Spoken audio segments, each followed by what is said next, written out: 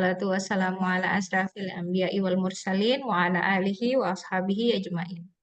Alhamdulillah senang sekali hari ini kita bisa ketemu ibu-ibu semuanya dengan situasi kita masing-masing ya, dengan perjuangan kita masing-masing.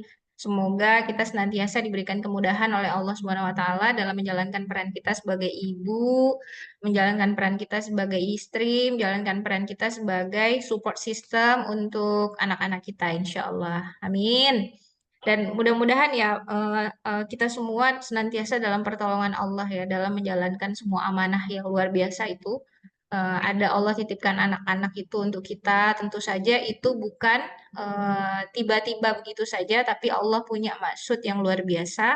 Allah pilih kita untuk dititipkannya amanah anak itu, anak yang hebat-hebat itu untuk kemudian menjadi anak kita.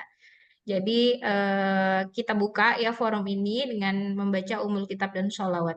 A'udzubillahiminasyaitonirrajim. Bismillahirrahmanirrahim. Alhamdulillahirabbil alamin. Arrahmanirrahim.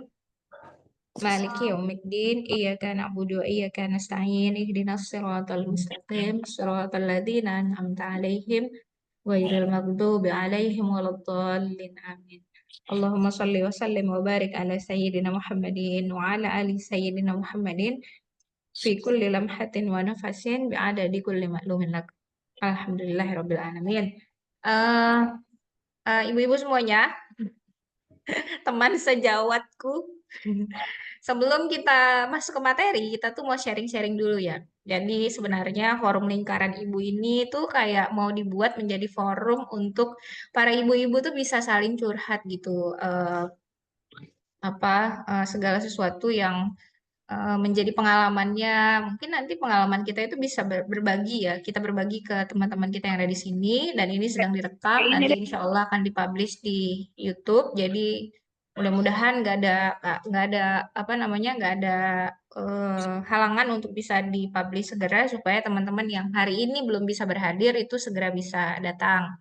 Jadi pertama-tama ini kita akan kayak sharing-sharing dulu gitu pengalaman kita dalam mengasuh ya kan pengalaman kita dari awal dulu nih ya kan pengalaman kita waktu kita baru menikah ya kan kemudian ternyata kita kira pernikahan itu ternyata awalnya kita kira pernikahan itu ada sesuatu yang saat kita impi-impikan tapi ternyata pas kita menikah. Nah, terus pas kita udah menikah nih, kita pengen punya anak. Ternyata pas kita punya anak, ada hal-hal yang ternyata kita akhirnya mengakui bahwa kita tuh belum siap gitu untuk menjadi ibu. Misalnya nih, gitu kan. Kemudian ada pengalaman-pengalaman yang misalnya kita lahirannya di Grab, misalnya gitu. Terus macam-macam lah ya. Terus juga baru-baru ini ya kan, Ummu Khawlah ini ya, dia ada pengalaman besar dalam hidupnya yang mudah-mudahan nanti dia bisa sharing ke kita ya.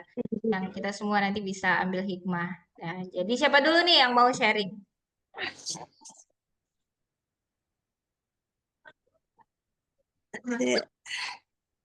Oh, Ummu Khawlah dulu. Oke, silakan. Waduh, yang lain dulu lah. Ya kan masih fresh nih, peristiwanya masih fresh from the oven, baru banget masih hangat nih. Bagaimana memulainya itu, jadi harus dengar yang lain dulu. Oke. Oke. Ayu dulu, Ayu coba. Oke, Kak. Mungkin memang suka kan. Bismillahirrahmanirrahim. Assalamualaikum warahmatullahi wabarakatuh. Waalaikumsalam warahmatullahi wabarakatuh. Ya, jadi memang alhamdulillah ya saya bertemu dengan forum lagi dengan Kak Kori ya.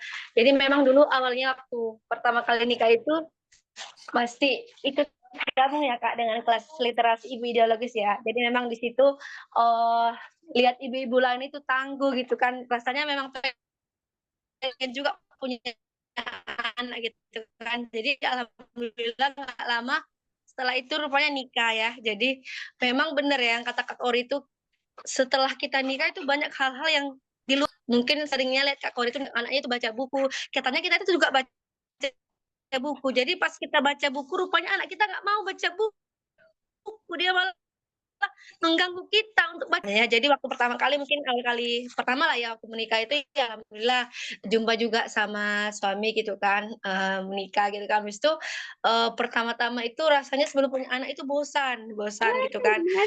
Ada sendirian di rumah gitu kan Kak. Baru setelah punya anak rupanya pas hamil itu rasanya mau selesai wih payah kali hamil tiap hari muntah rasanya. Wih nanti aja lah punya anaknya gitu. Pas nanti aja gitu kan. 3 bulan pertama muntah-muntah ya sampai lahirlah anak pertama ya. Semua masih indah lah kan Kak. Rupanya hamil 6 bulan itu lahir anak kedua. 6 bulan maksudnya hamil anak kedua. Itulah makin bertambah-tambah ya Allah.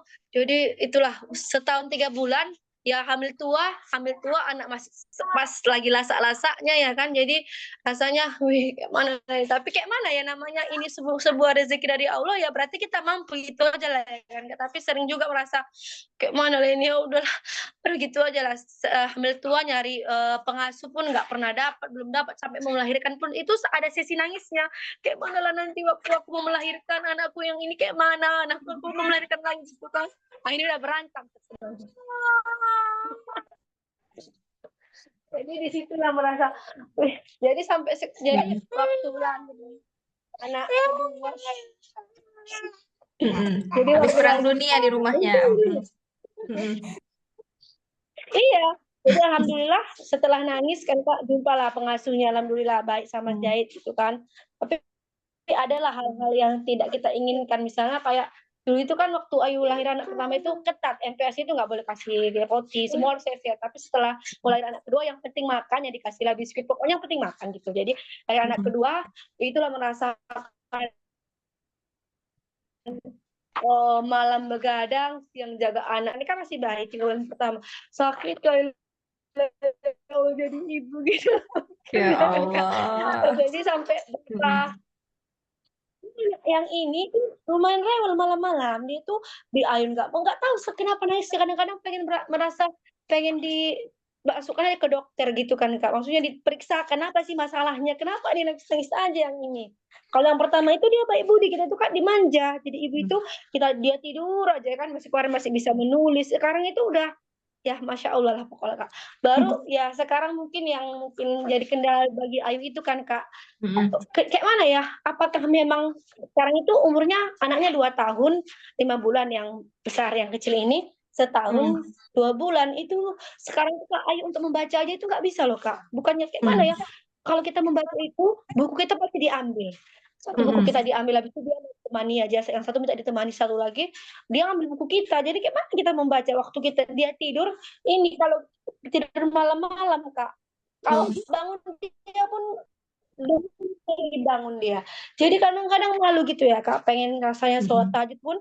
pergi kita sebentar udah bangun dia itu Kak nanti kalau kita mau pergi lagi satu lagi pun udah bangun lagi gitu jadi kayak mana jadi di sini aja lah awak jadi gitu kan paling yang paling bisa ya nengok HP pun ya cuma baca-baca aja karena kalau kita ngerti kan payah juga sambil menyusui ya mungkin itu tips lah mungkin ibu-ibu yang udah anaknya udah besar atau memang fase ini sampai di sini aja kan ini harus diselesaikan juga mungkin apalah triknya gitu ya Bu ya mungkin mainan nanti kalau dia dikasih mainan dia nggak mau dia maunya dikawani kayak gitu jadi rasanya gemes gitu loh dia tuh udah pengen baca buku udah pengen menulis udah pengen belajar dan kita diambil kita juga seperti itu mungkin itu lah Kak jadi ibu Masya Allah memang sesuatu yang Masya Allah, Masya Allah. Masya Allah, takbir, Allahu Akbar. rasanya takbir kita itu kan, takbir kita itu rasanya benar-benar menggelegar puas gitu ya, kalau kita takbir dalam situasi kayak gitu ya. Allahu Akbar, benar-benar ya. Ya Allah, itu nikmat yang luar biasa ya. Tapi insya Allah itu nggak lama. Nggak lama, insya Allah.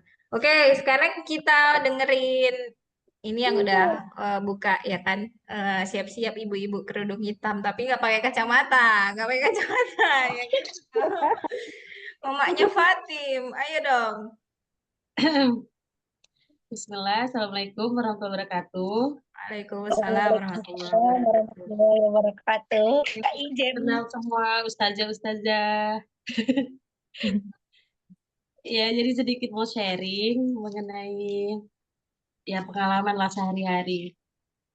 Sebenarnya waktu kuliah itu banyak waktu yang luang, tapi akhirnya terlewatkan dan itu sebenarnya sadarnya ketika pas sudah punya anak kayak gitu kan udah banyak rutinitas.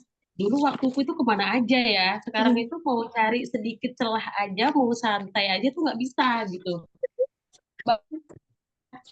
Jadi eh, rutinitas aja udah bolak-balik gitu aja. Apalagi seiring berjalannya waktu, anak itu udah mulai sekolah, kemudian juga Masya Allah. mulai punya dunianya sendiri. Mm-mm. Pada akhirnya kayak serasa kehilangan momen gitu. Dulu itu Mm-mm. kayaknya nengok aja sama kita, tapi ada ngeluhnya juga. Sekarang giliran udah punya dunianya sendiri, pada akhirnya kok rasanya kayak udah ada yang kehilangan ya kayak gitu. Kemudian satu lagi nih, kalau misalnya lagi dulu waktu kecil, waktu masih bayi, kita itu jor-joran, bacain buku gitu kan. Kita pingin anak kita itu mencintai, membaca, mencintai buku, mencintai ilmu. Tapi giliran sekarang, ketika kita dengan rutinitas kita masih yang kerja, rumah, kemudian dakwah, pada akhirnya badan kita juga udah minta Patah-patah, istirahat. remuk. Tiba-tiba anak kita udah terbentuk dengan kebiasaan baca buku tadi, menuntut kita Mm-mm. harus bacain lama walaupun kita capek nggak mau tahu. Pada akhirnya Mm-mm. disitulah menguras gitu ya, memanajemen diri, bagaimana caranya ya yang Iya. dulu kita inginkan nggak berubah, tetap konsisten gitu, Mm-mm. dan nggak terkecoh dengan lelahnya kita yang dulu kita inginkan anak kita punya habit yang demikian, tapi Mm. pada akhirnya nanti ada ngeluh sedikit gitu. Di situ sih ujiannya, ya ya gitulah. pada akhirnya pada akhirnya ya balik sih, ya udahlah nikmatin aja gitu Apalagi dengan Tiwi ini juga ini ya pekerja ya. Jadi memang challenging-nya luar biasa ya. iya. Jadi dulu itu kayaknya duduk sama kawan-kawan dakwah gitu ya, Hmm. para syabah itu kayaknya seru gitu. Kalau sekarang tuh kayak udah kehilangan semuanya. Jadi kayaknya kita bisa menghandle rumah, bisa menghandle kerjaan, kemudian anak juga nggak ada kurangnya gitu, rutinitasnya tetap jalan, itu udah syukur alhamdulillah banget lah kayak gitu. Hmm. Jadi kayak kesannya kita itu nggak ada waktu untuk diri kita sendiri. Jadi Hmm. pada akhirnya kalau misalnya yang lainnya pada misalnya tidur siang, kayaknya kita udah terbentuk, malah kita malah mau nidurin, mau pejamin mata ketika punya waktu sedikit aja itu malah nggak bisa karena kita Mm-mm. udah terbiasa Benar, benar, harus benar, rutinitas itu tadi. benar. Ya, Masya Allah, jazakillah khair. Ayu dan Tiwi yang sudah sharing. Siapa lagi nih yang mau sharing? Ya, yang udah senyum-senyum, silahkan. Iya, iya, iya. Oke deh. Ya, Assalamualaikum warahmatullahi wabarakatuh. Waalaikumsalam warahmatullahi wabarakatuh.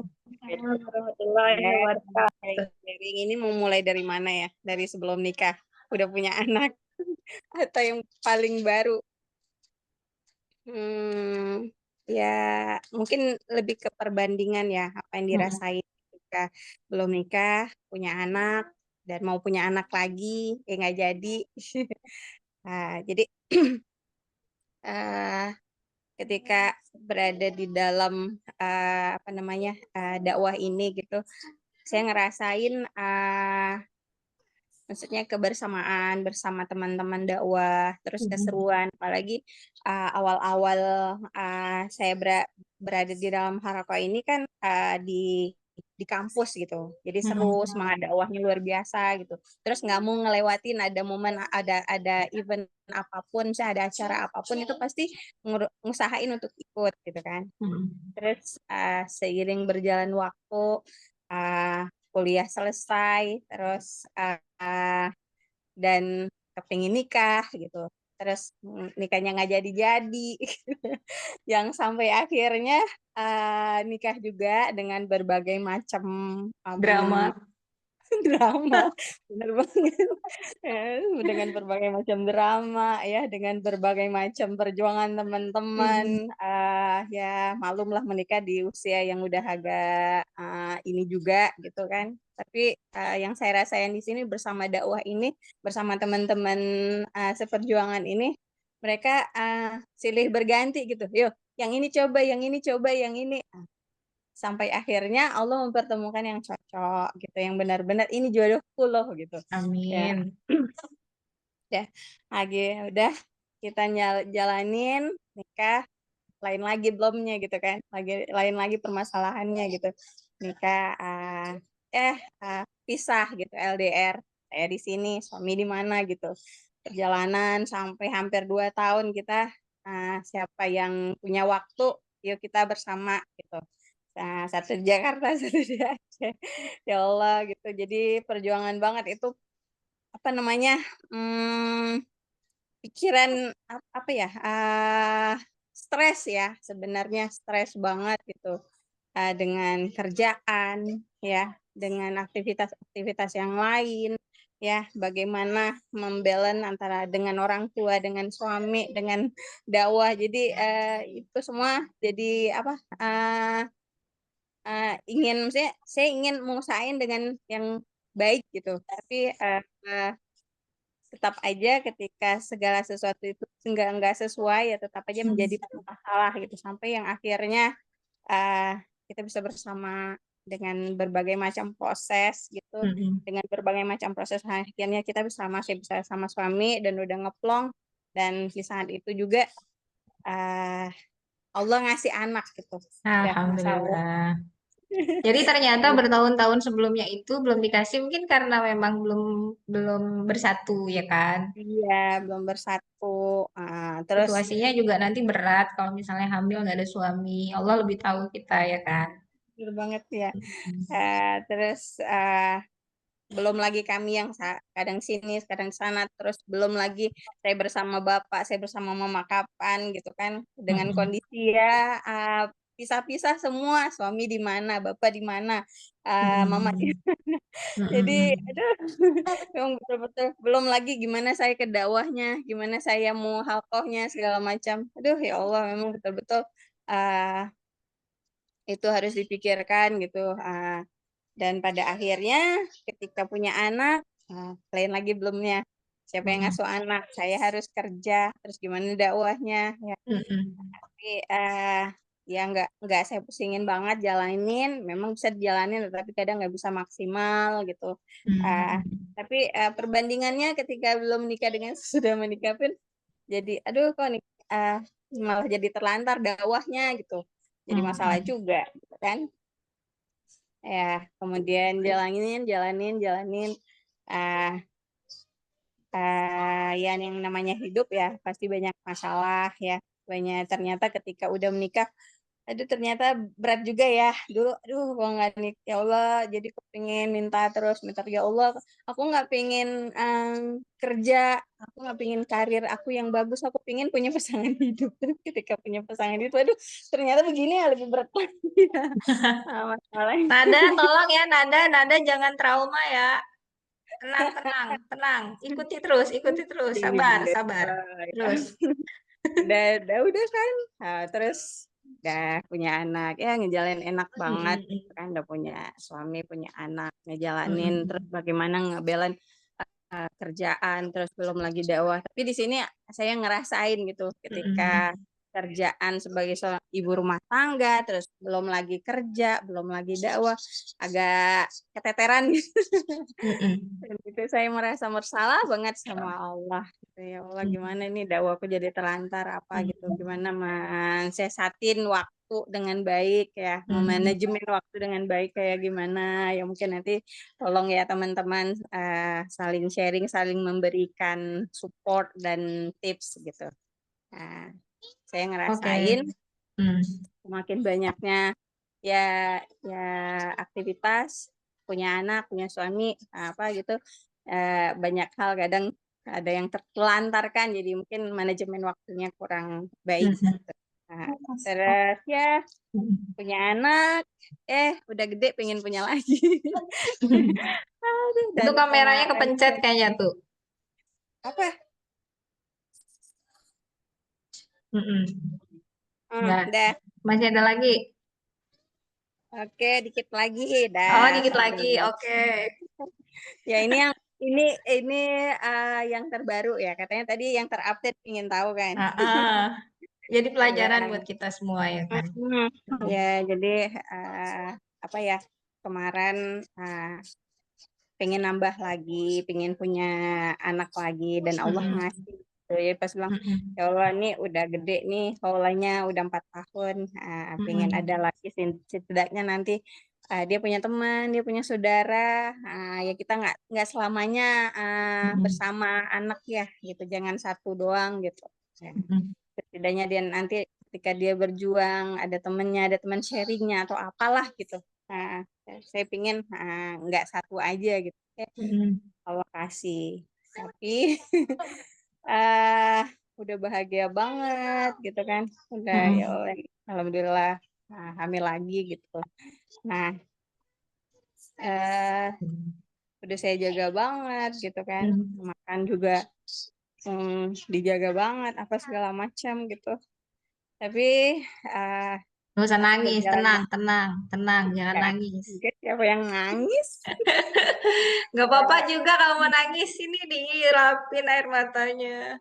Ya Ke Allah. dokter, Kita periksa doain kok, kita dengan doain. benar, ke bidan juga gitu kan. Ya Allah, alhamdulillah punya baby lagi gitu kan. Terus sebelum punya kan, udah dengan usia yang udah segini, kasihlah kesempatan lagi untuk punya anak gitu. Pas ketemu Amin, ya juga Allah, lagi. amin.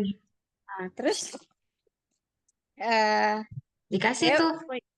dikasih ya, cuman saya begini punya feeling yang gimana, misalnya punya feeling positif gitu ketika suami memberikan kode, insya Allah ada, insya Allah aku kasih apa gitu.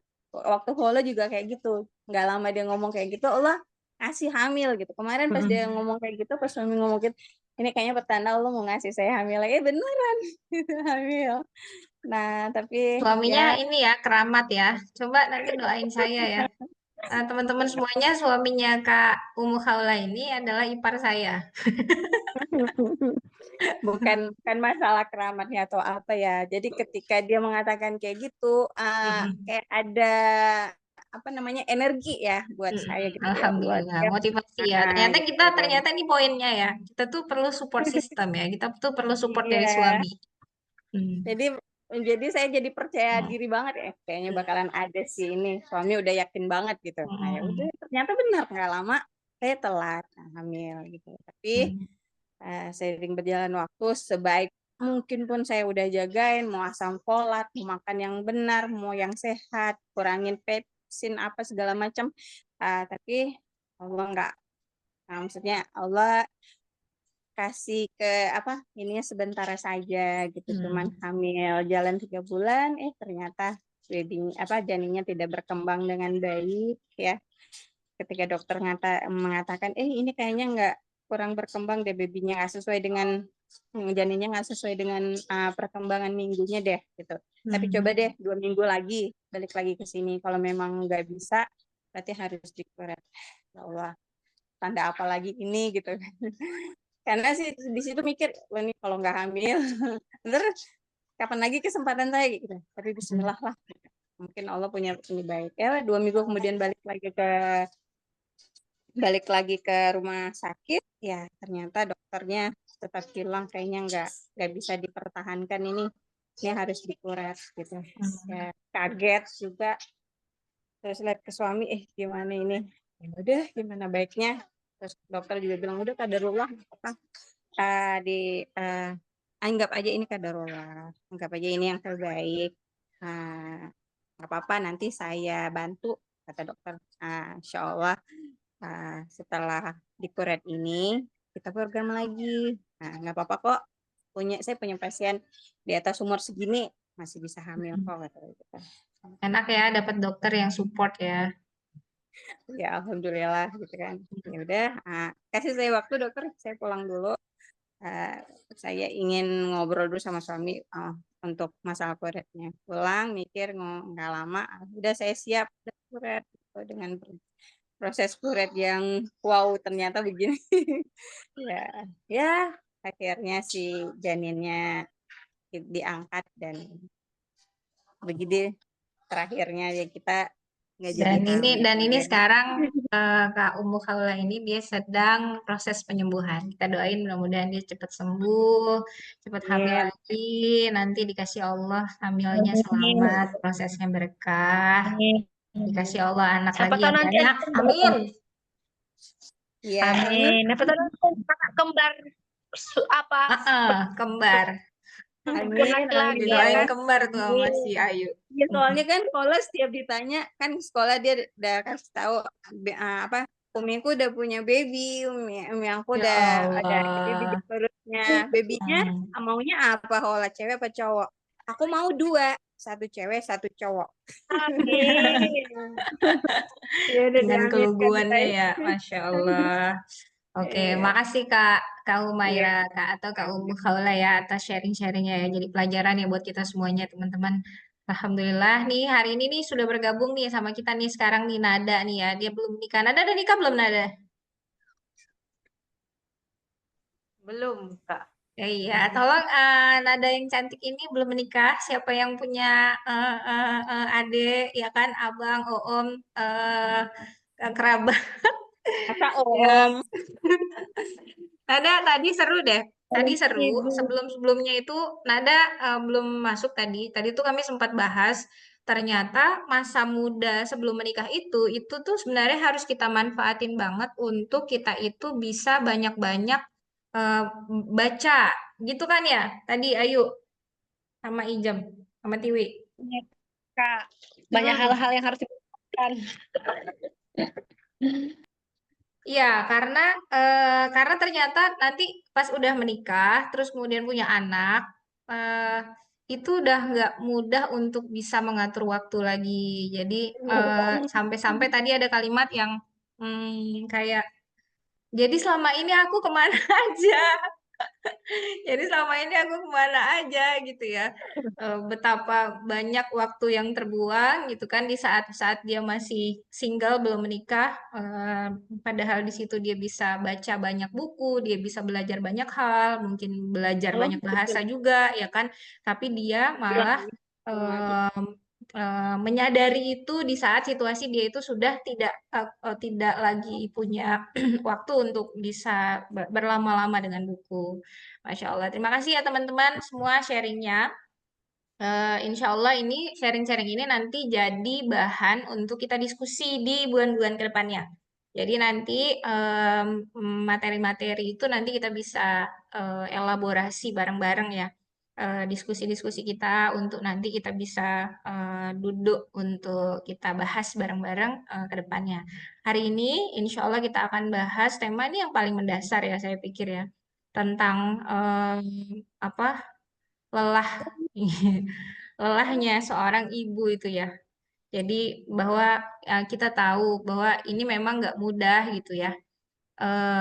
Kita itu tadi sudah dijelaskan kayak gimana kita itu benar-benar dalam situasi yang benar-benar kadang-kadang kita sendiri bingung gitu. Kita ini sebenarnya bisa nggak sih untuk menjalankan peran kita sebagai ibu gitu? Sebenarnya kita itu optimal nggak sih sebagai ibu? Sebenarnya kita layak nggak sih sebagai ibu gitu? Apa sih sebenarnya yang kita butuhkan? Apa yang kita perlu persiapkan gitu? Ternyata memang tadi itu saya diundang ya ke acara kajian pernikahan. Jadi dia mau menikah, tapi di sini tuh biasanya bikin kajian dulu gitu kan.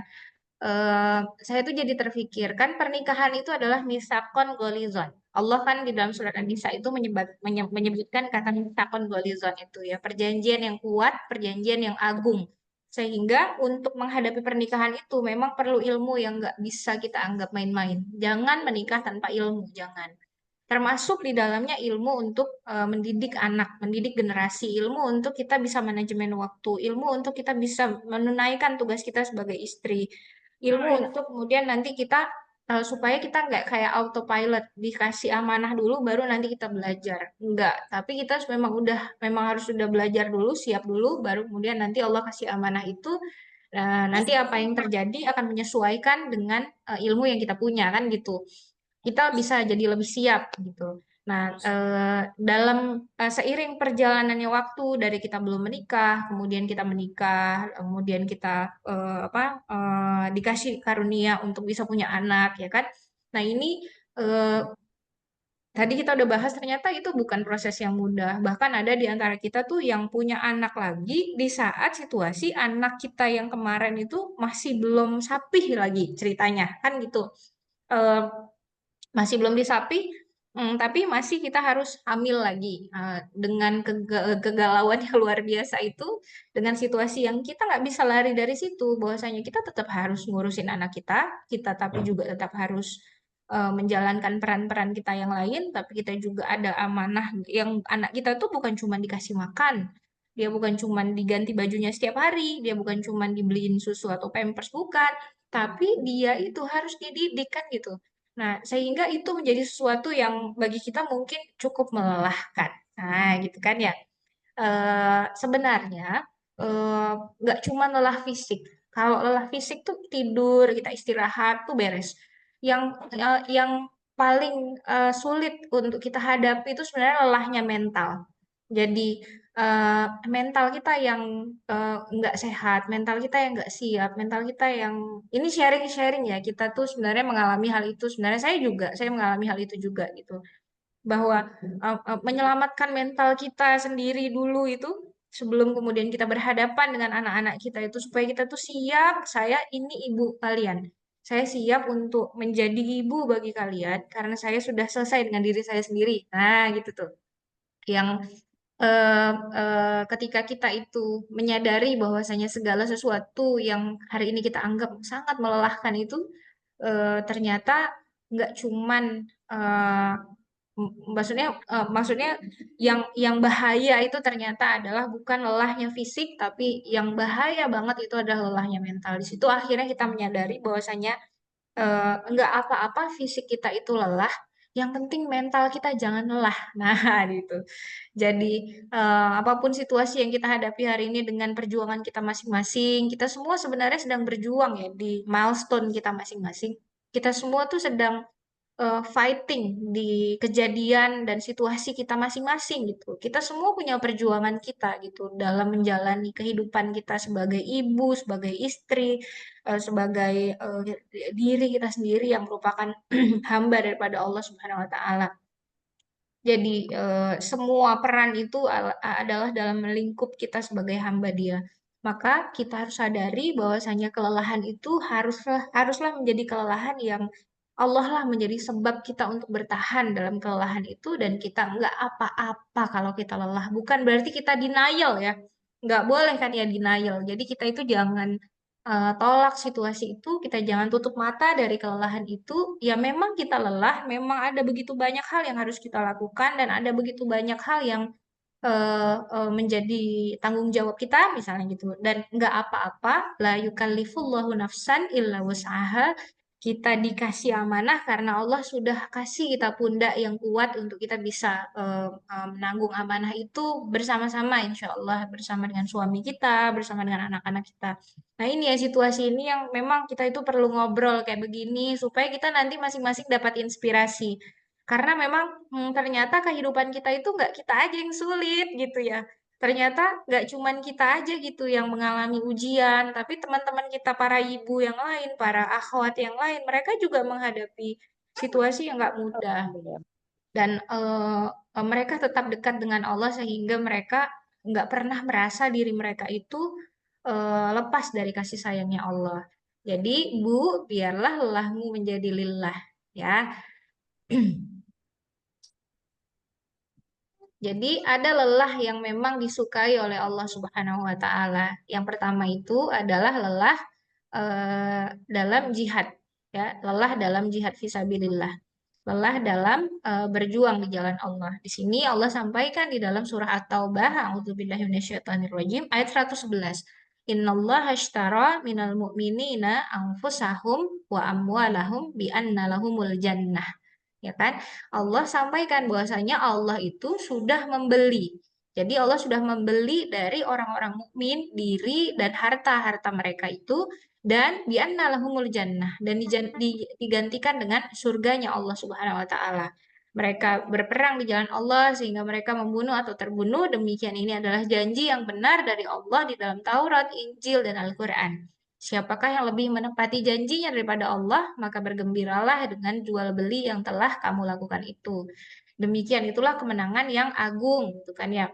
Saya baca ya tafsir surah At-Taubah ayat 111 ini. Kenapa sih saya tuh penasaran kok Allah pakai kata innallaha ashtara gitu ya. Kenapa kok Allah pakai kata jual beli gitu. Kan jual beli itu kayak ada kayak misalnya kita di pasar atau kita beli sesuatu di Shopee, ada penjual, ada pembelinya, misalnya gitu. Kenapa Allah pakai kata jual beli? Ternyata di dalam tafsir Imam Qurtubi disampaikan Allah tuh menggunakan kata jual beli supaya kita itu memahami, kita itu paham karena aktivitas jual beli itu dekat dengan dunia kita. Jadi bagi Allah yang penting message-nya itu sampai kepada kita. Allah itu ingin menyetarakan bahasanya dengan bahasa kita sehingga kita itu bisa paham apa yang dimaksudkan oleh Allah Subhanahu wa taala. Jadi kalian tuh kalau kalian kayak begini, maka aku akan kasih kalian gini.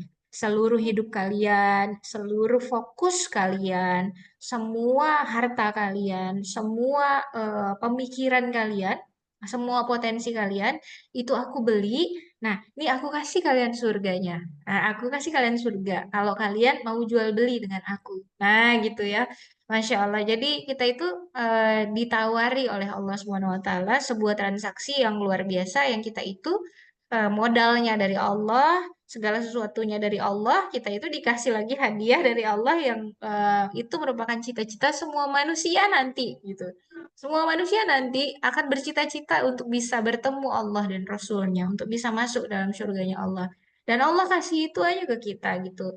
Allah tawarin nih mau nggak jual beli sama Allah gitu kan. Dan harus kita sadari bahwasanya anak-anak yang kita didik itu adalah hambanya daripada Allah yang senantiasa nanti mudah-mudahan karena ibunya berjual beli dengan Allah, maka anak-anaknya pun juga menjadi anak-anak yang mau untuk berjual beli dengan Allah. Jadi mereka tumbuh menjadi anak-anak yang menyadari betul urgensi kenapa mereka hidup.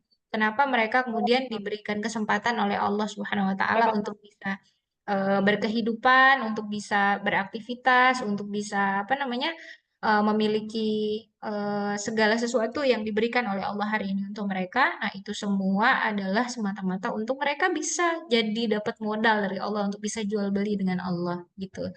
Jadi konsep pendidikannya adalah kita itu mencetak generasi yang nanti mau berlelah-lelah untuk mau berjual beli dengan Allah. Memang nggak mudah, tapi itulah bahwasanya lelah kita dalam mendidik generasi yang nanti akan berjual beli dengan Allah ini pun adalah aktivitas kita untuk bisa berjual beli dengan Allah. Jadi visi pendidikan kita haruslah visi surat At-Taubah ayat 111 gitu maksudnya. Jadi kalau kita punya anak, maka anak kita harus menjadi anak yang seperti ini. Kalau kita punya konsep pendidikan, maka konsep pendidikan kita adalah konsep pendidikan At-Taubah 111 gitu. Kita sendiri adalah orang yang berjual beli dengan Allah, maka anak-anak kita pun melihat segala sesuatu yang kita lakukan sehingga mereka nggak punya referensi lain selain hanya kepada Allah mereka menjual diri mereka, bukan kepada dunia, bukan kepada hal yang lain. Nah, kemudian yang selanjutnya adalah lelah yang disukai Allah adalah lelah dalam berdakwah dan menyeru kebaikan. Di sini di dalam surah Fusilat ya. Jadi ayat 33 di sini sampaikan bahwasanya orang yang perkataannya itu baik ya kan. Siapa mereka itu? Mereka itu adalah orang-orang yang menyeru kepada Allah Subhanahu wa taala mengerjakan kebajikan dan berkata sungguhnya aku termasuk orang muslim yang berserah diri gitu. Jadi nggak ada orang yang lebih baik perkataannya daripada mereka. Hanya mereka lah yang disebut sebagai orang yang baik perkataannya. Maka kelelahan dalam dakwah itu adalah kelelahan yang disukai oleh Allah Subhanahu wa taala karena lelah dalam taat. Nah, harus kita pahami bahwasanya aktivitas mendidik itu adalah aktivitas dakwah. Jadi segala sesuatu yang kita katakan pada anak kita, keyakinan yang kita tanamkan pada mereka tentang Allah, tentang Rasulullah SAW, tentang kekerenan, kebanggaan kita kepada Nabi, ya kan, kerinduan kita kepada Nabi untuk bisa nanti bisa ketemu Nabi, nanti kita bisa berkumpul bersama-sama dengan Nabi, gitu kan ya. Idola kita adalah Nabi dan ibunya begitu mencintai Nabi sehingga anak-anaknya nggak punya referensi untuk mencintai yang lain selain daripada Nabi, gitu kan. Nah, ini adalah bagian dari aktivitas dakwah yang kita lakukan kepada anak-anak kita. Jadi kita itu tetap dalam konteks kita nggak bisa melepaskan bahwasanya aktivitas mendidik adalah juga aktivitas dakwah. Jadi anak-anak kita itu yang di rumah kita itu mereka itu adalah mad'u utama kita. Mad'u utama kita. Sebagaimana kita tidak memaksa orang lain dalam dakwah pun anak-anak kita juga harus merasakan bahwa dakwah itu santun, ya kan? Sebagaimana kita menyayangi mad'u kita di luar, anak-anak kita juga harus lebih kita sayangi gitu. Saya tuh pernah ya kerja 4 tahun. Saya itu mengajar di salah satu sekolah di Bogor. Saya tuh berpikir gitu ya, kok ada gitu ibu-ibu yang mereka itu teganya mereka tidak memarahi anak-anak yang mereka ajari di sekolah, tapi eh, mereka justru bersikap begitu keras dan tegas sekali kepada anak-anak mereka sendiri gitu. Jadi seharusnya itu menjadi sesuatu yang maksudnya saya itu berpikir gitu ya, seharusnya kalau kita begitu mencintai anak-anak murid kita dan kita nggak mau untuk menyakiti dia perasaannya, fisiknya, seharusnya anak-anak kita pun begitu gitu yang di rumah. Jadi anak-anak kita itu adalah mad'u kita dan kita harus sadari itu bahwa aktivitas dakwah kita juga kita lakukan di rumah. Janganlah kemudian kita dakwah di luar tapi kita justru nggak dakwah kepada anak-anak kita sendiri. Kita menyampaikan bisyarah Rasulullah SAW kepada orang-orang yang ada di luar. Tapi anak-anak kita sendiri nggak tahu apa itu bisyarah. Anak-anak kita nggak tahu bahwa nanti dia akan menjadi bagian dari penaklukan kota Roma. Anak-anak kita nggak tahu bahwa dia itu betul-betul ditunggu oleh Baitul Maqdis. Nah, tapi kita menyampaikan itu di luar. Nah, itu jangan sampai terjadi seperti itu. Eh, jadi kita itu benar-benar harus menyatu dalam dakwah sehingga ini evaluasi ya buat saya pribadi juga. Bahwasanya kita itu nggak boleh memisah antara kehidupan kita di luar dan kehidupan kita di rumah. Sebagaimana kita itu di luar melakukan aktivitas dakwah, di rumah pun itu adalah juga kesukaan daripada Allah. Jadi Allah itu suka sekali keletihan kita ketika kita itu mendidik anak-anak kita dalam konteks dakwah. Jadi pendidikan kepada anak adalah juga bagian daripada dakwah. Kita mengkader ya, mengkader para penakluk nanti di masa depan. Kemudian lelah yang lain yang disukai oleh Allah adalah lelah dalam beribadah dan beramal soleh. Jadi em, di sini ada di dalam ayat ke-69 ya surah Al-Ankabut artinya dan orang-orang yang bersungguh-sungguh untuk mencari keridhaan kami benar-benar akan kami tunjukkan kepada mereka jalan-jalan kami dan sungguhnya Allah benar-benar beserta orang-orang yang berbuat baik.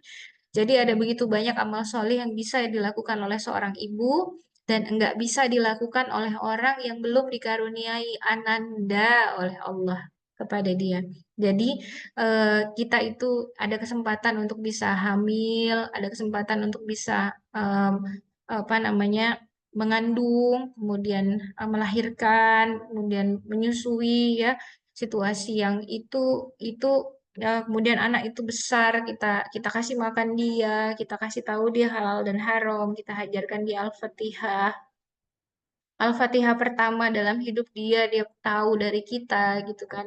Bismillahirrahmanirrahim. La ilaha illallahnya dia pertama dalam hidup dia itu dia tahu dari kita.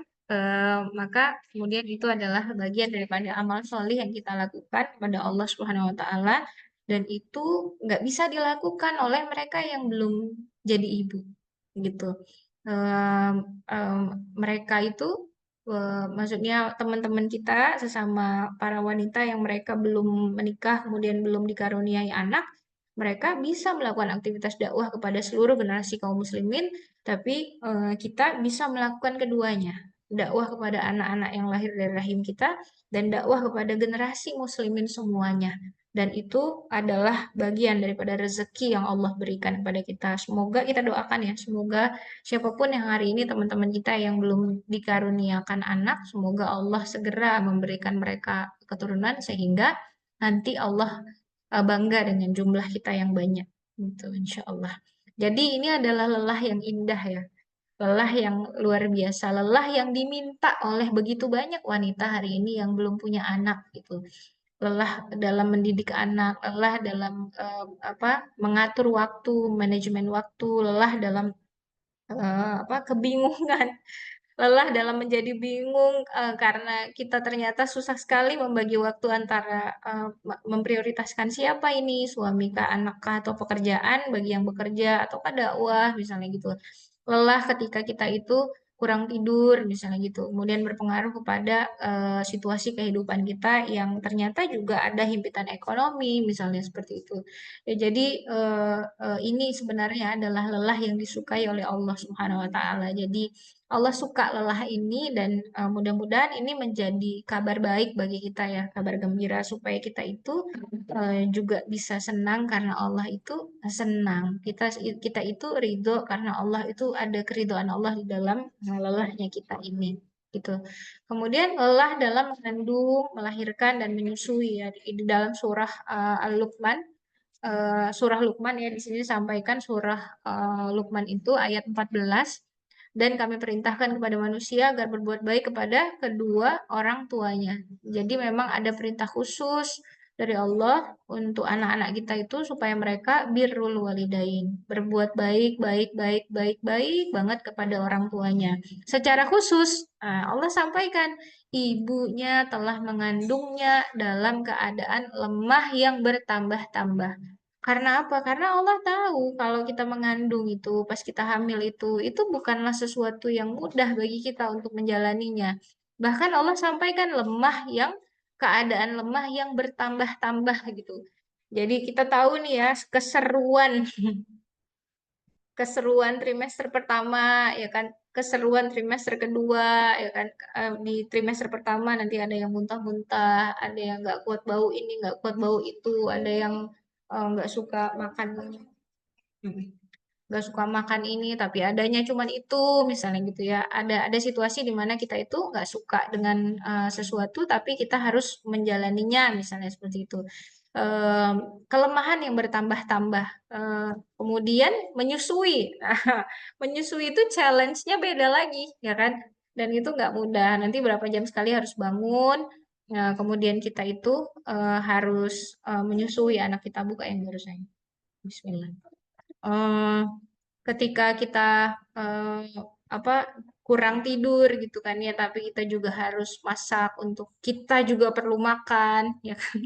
Jadi menyusui itu bukanlah hal yang mudah, ditambah lagi nanti ada yang luka-luka ya kan, berdarah-darah. Ya, Nada jangan trauma ya Nada. Semangat Nada, karena ini adalah keletihan yang disukai Allah ya. Nanti Nada harus punya cita-cita. Siapapun yang hari ini belum menikah, dia harus punya cita-cita, dia harus bisa menyusui anaknya lebih dari 2 tahun. Itu menjadi goalsnya dia gitu. Kalau dia punya anak, dia harus sukses menyusui anaknya. Dia harus sukses menjadi ibu yang maksudnya tidak semudah itu untuk kecuali ada situasi-situasi yang memang nggak bisa tertolak ya, untuk menyapih anak sebelum 2 tahun. Bersyukurlah kepadaku dan kepada kedua orang tuamu. Bahkan ya, kita itu diminta, anak-anak kita itu ya diminta oleh Allah untuk mereka itu bersyukur nggak cuman kepada Allah, tapi juga berterima kasih kepada kedua orang tuanya. Hanya kepadakulah kembalimu. gitu. Bahwa anak-anak kita itu, kita pun sebagai anak, kita juga akan kembali kepada Allah Subhanahu wa taala. Maka di sini tuh kita seperti dihibur ya oleh Allah bahwa situasi kita yang nggak mudah itu ketika kita mengandung, kemudian kita melahirkan yang 9 bulan 10 hari yang lama banget rasanya gitu ya, hari demi hari itu kita hitung gitu ya. Setiap kita USG kita lihat tuh anak kita di dalam perut kita gitu ya. Tapi pas kita melahirkan itu sakit ya luar biasa. Saya tuh udah pernah lahirin normal 2 kali, ngelahirin sesar 2 kali itu. 3 kali dan yang normal anak pertama saya meninggal di dalam perut dan dia harus dikeluarkan Sinto ya keguguran. Kenapa sayang? Saya nggak bisa ambil. Nggak bisa ambil. Bentar ya.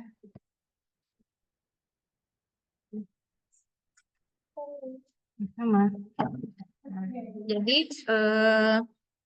sampailah kemudian kita itu melahirkan ya. Ketika kita melahirkan anak kita itu adalah pengalaman yang tidak akan terlupakan dan setiap anak yang kita lahirkan itu momennya itu selalu beda-beda dan semuanya itu berkesan gitu dan semuanya itu rasanya kita itu ingat setiap inci kejadiannya detik demi detiknya itu kita bisa ceritakan kembali ke anak kita gitu kan betapa momen melahirkan mereka itu sakitnya luar biasa, deg-degannya luar biasa, dan ketika dia lahir, kemudian kita dengarkan suara dia menangis, itu kan rasanya kita tuh lupa semua rasa sakit itu gitu.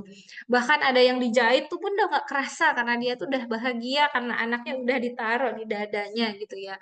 Jadi kalau momen itu kita ingat, kemudian kita lihat gitu ya wajah anak kita itu yang kita lahirkan itu rasanya ya Allah bersyukur gitu ya Allah memberikan kita anak-anak kita itu gitu ya. Bersyukur sekali dikasih kesempatan untuk bisa mengandung, melahirkan dia dan menyusui dia dan menemani dia untuk bisa tumbuh. Dan nanti kita doakan mudah-mudahan anak-anak kita itu menjadi orang yang berjual beli dengan Allah Subhanahu wa taala. Maka sudah harus ya kita itu menghapus keluh kesah kita gitu ya. Ganti dengan rasa syukur yang begitu besar. Lalu berjuanglah agar nanti generasimu menjadi putra-putri terbaik Islam. Jadi kita semua lelah dan kelelahan itu dialami oleh semuanya. Dan kalau memang iya kelelahan ini disukai oleh Allah, ya udahlah alhamdulillah. Kita bersyukur pada Allah, Dia yang kasih kita lelah, Dia yang kasih kita amanah, Dia juga yang kuatkan kita untuk bisa berjalan walaupun kita lelah. Pasti bisa kalau memang ini dari Allah. Yang selanjutnya yang disukai Allah ini yang juga tadi kita sudah bahas ya ternyata sesuatu yang nggak mudah di tengah kita harus ngurus anak kita juga harus ngurus keluarga kita juga kerja misalnya kita juga dakwah ya kan. Ini ada ayatnya khusus ya dari surah At-Tahrim ayat 6. Wahai orang-orang yang beriman peliharalah dirimu ku anfusakum wa ahlikum naro. Jadi, dan keluargamu dari api neraka yang bahan bakarnya manusia dan batu. Penjaganya malaikat-malaikat yang kasar, keras, dan malaikat itu adalah makhluk Allah yang tidak pernah mendurhakai Allah. Allah perintahkan siksa, siksa. Allah perintahkan hajar, dihajar tuh orang tuh gitu. Eh, eh, Mereka itu tidak mendurhakai Allah terhadap apa yang diperintahkannya kepada mereka dan selalu mengerjakan apa yang diperintahkan. Jadi kita itu diminta oleh Allah Subhanahu wa taala untuk menjaga keluarga kita itu dari api neraka. Kita harus pahami bahwasanya mengurusi keluarga itu nggak boleh dikecilkan maknanya sekedar nyapu rumah, nyuci baju, kemudian cuci piring, masak. Nggak cuman itu mengurusi rumah gitu. Ar-riayatus syu'unil bait ya kan mengurus urusan rumah itu adalah menegakkan tauhid dan syariat Allah di dalam rumah kita dan dalam seluruh aspek kehidupan keluarga kita. Jadi benar-benar jangan sampai nanti makannya kita jaga harus bergizi, tapi anak-anak kita nggak kenal Allah gitu. Ya, jangan sampai kita jaga tuh anak-anak kita harus mandi setiap hari, misalnya ya jangan juga nggak mandi ya kan, mandi setiap hari gitu kan kita jagain gitu. Pokoknya kita pastikan dia harus pakai baju yang wangi, tapi dia kewajiban menutup aurat aja dia di usia baliknya dia nggak tahu gitu. Nah, padahal mengurusi keluarga itu adalah bagian dari makna yang luar biasa mulia gitu ya. Kalau kita lihat dalam perspektif surah At-Tahrim ayat 6 ini gitu ya, ku anfusakum wa ahlikum naro. Jadi benar-benar mengurusi keluarga kita itu supaya keluarga kita itu kita jadikan keluarga yang terpelihara dari api neraka yang bahan bakarnya adalah manusia dan batu dan penjaganya adalah malaikat-malaikat yang tadi ya tidak mendurhakai Allah. Jadi mengurusi urusan keluarga itu adalah juga kayak gimana caranya supaya kita itu bisa memaksimalkan ya, keimanan keluarga kita itu dan ketaatan keluarga kita kepada syariatnya Allah Subhanahu wa taala. Saya tuh pernah ya ada dalam situasi rumah berantakan gitu kan, badan capek gitu ya. Tapi enaknya nikmatnya banget ya waktu itu suami saya bilang gini, udah Lami, kalau rumah kita itu berantakan, itu ciri-ciri rumah itu ada orangnya dan orangnya itu hidup katanya. Jadi bayangin ya kalau rumah itu habis dirapiin, orangnya mati semuanya. Ya udah, berarti rumahnya nggak ada yang berantakin lagi. Tapi orangnya mati semuanya, misalnya gitu. Jadi ya alhamdulillahnya ya itulah ya maksudnya kita memang perlu support. Tadi tuh kita sempat bahas bahwasanya memang em, menjadi ibu itu kita benar-benar perlu tempat curhat. Kita perlu tempat untuk kita itu bisa berbagi perasaan kita. Kita perlu ada orang yang mendengarkan kita bahwa kita itu juga nggak baik-baik aja kok. Kita nggak apa-apa nggak dalam situasi nggak baik-baik aja. Tapi kita tahu bahwasanya nggak baik-baik aja ini masih on track gitu. Ada dalam koridor yang benar. Kesadaran kita bahwa kita nggak baik-baik aja ini adalah bagian dari eh, apa namanya kesadaran kita untuk bisa bangkit gitu ya. Bukan berarti kita udah tahu kita nggak baik-baik aja, tapi kita malah kemudian mencari solusi-solusi yang dia sebenarnya malah membuat keadaan kita itu terpuruk atau kita itu hanya mencari kebahagiaan yang semu. Kayak misalnya sekarang tuh kan ada istilah apa-apa healing gitu ya. Jadi kalau kita memahami betul ya sebenarnya yang kita perlu sebenarnya mungkin eh, mindfulness ya, menyadari sebenarnya apa sih yang membuat kita itu lelah mental kita, ya kan? Apa sih sebenarnya yang membuat kita itu seperti stres, seperti anxiety, seperti cemas, ya kan? Eh, apakah kita kurang berkomunikasi dengan suami? Apakah kita kurang berkomunikasi dengan Allah, gitu kan? Kalau di dalam kitab At-Tafkir itu disampaikan ya bahwasanya itu menarik sekali ya di dalam kitab At-Tafkir, buku Hakikat Berpikir. Di situ itu karya Syekh Taqiyuddin An-Nabhani di subbab tentang berpikir tentang uslub eh sama berpikir tentang kehidupan antara dua itulah ya. Jadi disampaikan ya bahwasanya untuk kita itu eh, ketika kita menyadari kita ingin sesuatu, maka yang harus kita lakukan adalah kita itu menjadi dermawan. Kita memberikan sesuatu untuk orang lain. Kita itu menjadi bermanfaat untuk orang lain. Jadi itu menarik ya bagi saya. Ketika kita ingin sesuatu, kita harus memberi kepada orang lain. Itu namanya penyaluran gorizatul bako yang benar. Ketika kita itu takut, yang harus kita lakukan adalah bersyukur. Nah, tulisannya kayak begitu. Masya Allah ya luar biasa. Jadi eh, ketika kita dalam keadaan cemas, ketika kita itu merasa lelah, tapi yang kita lakukan itu malah mencari pemenuhan-pemenuhan yang sebenarnya itu bukan solusi untuk persoalan kita gitu.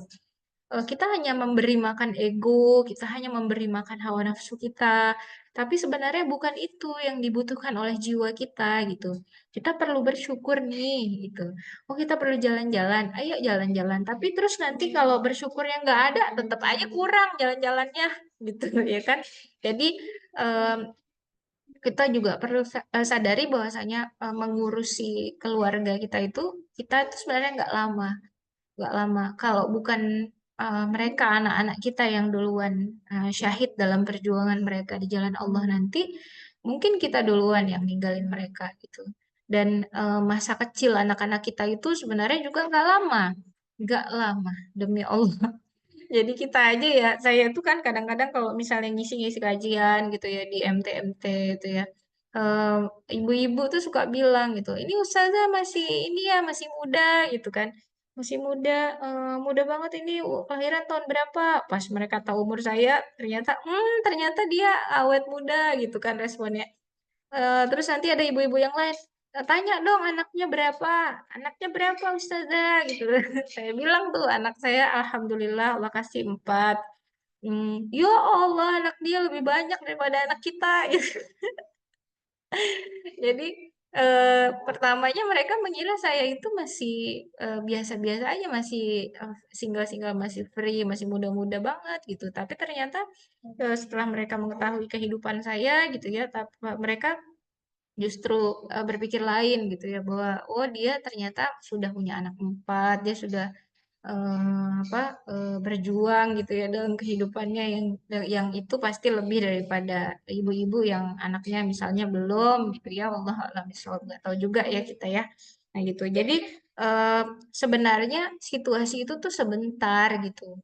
Perjuangan kita itu sebentar, dan perjuangan kita itu sebenarnya nggak ada bandingannya dengan perjuangan para sahabiah pada masa lalu gitu. Perjuangan kita yang kita rasa udah berat banget gitu ya, bukan berarti saya mengecilkan perjuangan kita, bukan, tapi kita itu justru harus termotivasi untuk jadi kayak menjadi cambuk bagi kita ya. Ternyata kita kurang literat gitu, kita kurang referensi karena kita kurang baca gitu, sehingga kita merasa penderitaan kita itu udah paling stadium 4 misalnya gitu, udah paling level atas gitu. Padahal kalau kita melihat pada masa Rasulullah, kemudian para sahabiah, kemudian para muslimah setelahnya gitu ya. Ada satu buku tuh menarik ya, nanti insya Allah kita bisa bahas mungkin di bulan depan ya, pas kita bikin forum lagi, karakteristik perempuan Turki. Terus kemudian ada buku tuh karakteristik tentang perempuan Mongol itu ya. Mongol itu kan orang-orang kafir ya. Kayak gimana mereka mendidik anak-anaknya, kayak gimana karakteristik mereka, ketangguhan mereka itu gitu. Kita tuh malu gitu ya. Kita itu Tuhannya Allah gitu. Tuhan kita adalah Allah. Tapi kok kita itu eh, eh, sebegitunya kita membiarkan diri kita dalam situasi tidak literat, sehingga kita nggak punya referensi untuk menjadi orang-orang yang tangguh, dan kita membiarkan diri kita untuk menjadi lemah gitu ya. Jadi eh, itulah yang nanti menyebabkan kita itu dalam mengurusi keluarga kita itu merasakan lelah, tapi sebenarnya keluarga kita justru mungkin nggak keurus gitu. Jadi lelahnya kita ini kenapa gitu kan? Lelah karena kita bingung, ataukah lelah karena memang benar-benar itu lelah yang berkah. Nah, itu ya. Allah alam, kita insya Allah sambil evaluasi diri kita juga, saya juga. Kemudian ini, ibu-ibu juga harus mengalami kelelahan ini, kelelahan yang disukai Allah. Kalau tadi tuh sempat ya dibahas, sekarang tuh udah punya anak gitu ya, jangankan jangankan mikir nambah ilmu macam-macam, baca buku aja gitu ya, nggak sempat gitu ya. Ada momennya itu, ada momennya setiap ibu itu nanti dia itu kayak penyesuaian. Kita itu anggaplah misalnya sekarang, makanya kita nggak usah dibawa stres kalau misalnya kita memang nggak sempat untuk baca buku sekarang gitu. Kita itu cuman perlu waktu untuk penyesuaian. Oke, kita sadari aja dulu gitu bahwa oke kita memang sekarang lagi kayak begini. Gimana ya caranya nanti ke depannya supaya pas kita menjalankan peran kita sebagai ibu, tapi kita juga tetap bisa menuntut ilmu gitu. Karena jalan untuk menuntut ilmu itu adalah jalan untuk menuju surganya Allah gitu. Dan kita itu untuk mendidik anak-anak kita, kita tuh perlu banget ilmu gitu. Dan kita itu juga untuk berkehidupan, untuk melakukan aktivitas dakwah. Gak mungkin kita berdiam diri dengan sakofah kita 2 tahun yang lalu, misalnya gitu. Nggak mungkin. Jadi benar-benar kita itu harus juga menjadi orang yang menyempatkan diri kita untuk belajar hal-hal yang baru, baca buku-buku yang baru, hadiahi diri kita sendiri buku kalau misalnya kita berhasil apa, misalnya gitu. Jadi nggak apa-apa untuk kemudian kita beli sesuatu untuk menghadiahi diri kita sendiri, kemudian kita challenge diri kita untuk bisa baca buku itu dalam 1 bulan, misalnya gitu kan. Kan ada penelitiannya tuh, kata Ustadz Felix Xiao kan ya. orang Indonesia itu males baca buku gitu kan. Sementara orang-orang Jepang gitu ya, Amerika itu, mereka itu baca buku tuh puluhan buku per tahun gitu. Kalau kita hitung-hitung gitu kan, bahkan ada yang 40 buku per tahun gitu ya, Jepang kalau nggak salah ya. Jadi kalau kita hitung-hitung kita itu sebagai seorang muslimah, seharusnya kita lebih berarti 40 buku itu gitu, karena ke apa kehebatan Rob kita ya, kehebatan Islam itu membuat kita itu hebat gitu, membuat kita itu menjadi orang yang senantiasa akan nggak mau meninggalkan buku gitu. Kalau kita punya referensi orang-orang yang solih pada masa lalu tuh, kita itu akan menjadi orang yang kayak eh, mungkin kita jatuh gitu ya. Jatuhnya tuh misalnya berkali-kali gitu ya. Sedihnya, kecewanya, anxiety-nya, cemasnya, takutnya tuh misalnya berkali-kali gitu.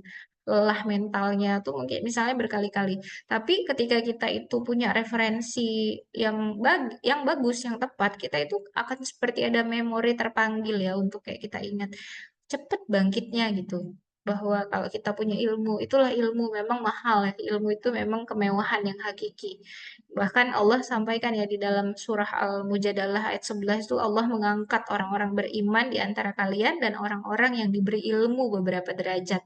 Gitu. Kalau kita dalam situasi yang diuji Allah, ketika kita punya ilmu, kita nggak akan lama-lama sebenarnya dalam situasi di bawah itu gitu. Barang siapa yang pergi untuk menuntut ilmu, maka dia telah termasuk golongan sabilillah, orang yang menegakkan agama Allah hingga ia pulang kembali. Sehingga aktivitas perhakohan itu akan kita optimalkan supaya kita itu nggak ngantuk, misalnya gitu. Supaya kita itu benar-benar bisa menyerap dan berpikir semua kalimat yang keluar dari ustazah kita. Kalau kita ada dalam forum-forum, majelis-majelis taklim, misalnya gitu ya. Menuntut ilmu itu wajib bagi muslim, ala kulli muslimin wal muslimat. Jadi laki-laki, perempuan, dia wajib menuntut ilmu. Mau dia jadi ibu atau enggak jadi ibu, dia wajib menuntut ilmu. Maka janganlah kemudian kita dengan situasi kita punya anak itu menjadi justru penghalang kita untuk bisa menjadi ibu yang literat ya. Apalagi sekarang kan eh, udah ada ini ya, Android kan. Kalau kita baca buku tuh sebenarnya bisa, ibu-ibu pasti punya handphone yang handphonenya itu ada Google Lens-nya. Nah, kok saya tuh sering ya, Google Lens itu saya pakai, saya foto tuh buku yang saya mau baca. Habis itu pas saya foto, terus saya di blok tulisan tulisan yang ada di foto itu, terus klik bacakan. Jadi dia yang akan bacain gitu. Saya tuh cuci piring atau saya masak gitu misalnya. Jadi kita itu tetap bisa baca buku walaupun kita beraktivitas yang lain gitu ya. Jadi kita itu senantiasa menjadi ibu pembelajar seumur hidup. Insya Allah nanti akan ada masanya kita itu bisa menyesuaikan ritme kehidupan kita dan ritme peran kita. Kalau sekarang kita belum bisa menemukan itu, ya nggak apa-apa. Mungkin kita masih perlu waktu lagi gitu ya. Hmm. Yang selanjutnya adalah lelah dalam bersabar menghadapi ujian. Ya, kita harus pahami ya bahwasanya kalau kita hidup, maka ujian itu adalah temannya hidup. Selagi kita masih hidup, kita itu akan senantiasa diuji oleh Allah Subhanahu wa taala, dan kita harus sadari bahwasanya ujian itu adalah temannya hidup. Kata Allah, wala tahinu wala tahzanu gitu. Jangan kamu bersikap lemah dan jangan pula kamu bersedih hati. Padahal kamulah orang yang paling tinggi derajatnya jika kamu orang-orang yang mukmin. Jadi kalau kita mukmin, kalau kita beriman kepada Allah Subhanahu wa taala, maka kita itu sudah selayaknya menjadi orang yang tidak bersikap lemah, tidak bersedih hati. Kalaupun kita hari ini lemah, sedih gitu ya, kita itu menjadi dihibur oleh Allah ya, karena kita itu diminta oleh Allah menyadari bahwa kamu itu beriman dan kamu itu tinggi nilainya di sisi Allah dan kamu bisa lalui ini gitu. Jangan kira segala sakitmu luput dari kasih sayang Allah. Jangan kira Allah tak memahami situasimu gitu.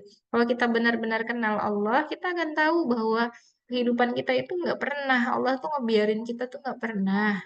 Nggak ada tuh pas kita lagi heboh-hebohnya ngurusin anak yang A, yang B, yang C gitu ya. Lagi baca buku ditarik ke kanan, ditarik ke kiri gitu ya. Lagi sholat kayak perang-perangan kain gitu ya. Hmm. Allah tahu situasi itu tuh Allah tahu dan alhamdulillah ya saya itu waktu punya anak satu gitu ya. Saya kira waktu itu panjang banget gitu ya. Tapi ternyata sekarang anak pertama tuh udah umur 14 tahun. Dia justru udah bisa bantu take care adik-adiknya gitu ya. Ternyata momen kecilnya dia itu cepet banget gitu. Momen kecilnya dia itu yang kami pergi aksi bareng-bareng. Saya gendong dia di gendongan kanguru gitu ya. Saya ajak dia jalan kaki pakai payung, pakai tas ransel. Dia saya selimutin, kemudian kami pergi kajian, pergi ngisi kajian di daerah Punge gitu ya, kok di Banda Aceh tuh ya saya dari Lamnga, kemudian jalan ke daerah Punge itu bukan bukan dekat gitu ya, jadi saya bawa dia dalam aktivitas dakwah dan itu ternyata sebentar gitu. Sekarang dia udah gede, udah 14 tahun, udah halakoh, udah nanti kalau pulang kok dia nanya, Umi, tadi Ustadz ngomong gini, ini maksudnya kayak gimana ya, Mi? Kayak gitu-gitu. Dan ternyata itu sebentar gitu. Capek-capeknya kita ngejar-ngejar dia waktu dia itu apa ngeceng-cengin kita misalnya gitu ya. Itu ternyata sebentar gitu ya. Ya, waktu kita itu eh, khawatirnya kita waktu saya tuh sampai nulis ya di buku roman indahnya romantika ibu ideologis tuh terbitan Al Azhar itu saya tulis tuh waktu anak saya yang pertama itu sakit demam itu saya itu khawatir banget karena dia itu kan anak pertama jadi saya belum punya pengalaman ngurusin anak kayak gimana gitu kan. Eh, eh, tapi saya selalu ngasih tahu dia dan diri saya sendiri bahwa ini anak nih ini adalah penakluk Roma gitu jadi sampai judul tulisan itu ketika penakluk Romaku sakit gitu ya jadi momen-momen itu ternyata sebentar gitu dan sekarang kalau ngelihat dia udah gede gitu udah kayak bapak-bapak gitu udah gede dia denger udah jadi remaja udah dewasa udah tahu hal haram ya kan. Oh, mudah-mudahan istiqomah di jalan Allah mudah-mudahan nanti berjihad dan mati syahid di jalan Allah gitu ya mudah-mudahan dipilih Allah untuk menjadi pembebas Baitul Maqdis. Nah itu tuh ternyata sebentar gitu masa kecilnya gitu dan kepayahan-kepayahan yang kita lalui di masa pas mereka masih kecil yang kita gabung nggak sempat ini mandi aja nggak sempat misalnya gitu kan yang penting anak mandi kita nggak mandi nggak apa-apa. Makan misalnya gitu ya kita udah kayak tong sampah gitu ya anak em, kita makan pas anak kita ada sisanya misalnya gitu jangan pas kita makan karena kita makan terus dia ada sisanya kita udah kenyang kebuang dah tuh nasi. Jadi em, bersabar ya dalam menghadapi segala sesuatu yang menjadi ujian dalam kehidupan kita. Ini ini adalah kayak semacam Allah tuh ngasih kita hiburan. Allah tahu bahwa kita itu nanti pasti bersikap lemah. Allah tahu kita itu pasti nanti sedih gitu. Tahu dia gitu. Makanya dia kasih tuh di dalam surah Ali Imran ayat 139. Wala tahinu, wala tahzanu. Itu lembut banget Allah ngomong kayak gitu ya. Janganlah kamu bersikap lemah, janganlah kamu bersedih. Padahal kamulah orang yang paling tinggi derajatnya jika kamu beriman kepadaku gitu ya. Kayak Allah tuh lagi ngomong kayak gitu ke kita. Jadi kita itu diminta untuk percaya diri, kita diminta untuk bersemangat, kemudian kita itu kuat gitu, kokoh gitu. Ya, demikian ya mungkin yang bisa saya sampaikan dari apa yang sudah dipersiapkan dari materi ini. Mungkin ada yang mau di share, dibagi sebagai feedback. Nada mungkin yang belum ngomong.